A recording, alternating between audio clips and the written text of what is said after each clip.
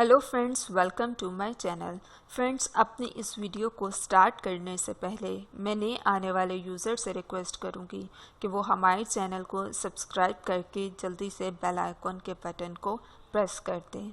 आज की इस वीडियो में मैं आपको ग्रेप्स यानी कि अंगूर के बेनिफिट्स के बारे में बताऊंगी।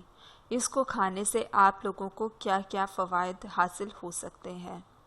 दोस्तों, अगर अंगूरों को रोज़ खाया जाए तो इससे आपकी आईसाइट ठीक रहती है। ये आपके ब्लड प्रेशर को भी कंट्रोल रखता है।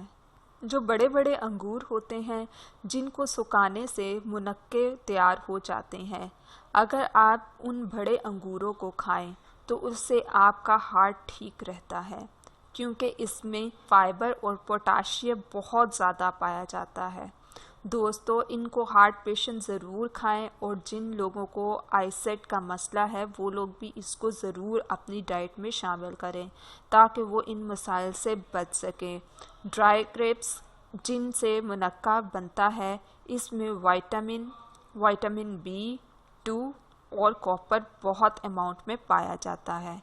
सो दोस्तों, ये थे आज के बेनिफिट्स एंड टिप्स। सो मज़ीद वीडियोस के लिए हमारे चैनल को सब्सक्राइब करके जल्दी से आप लोग बेल आइकॉन के बटन को प्रेस कर दें।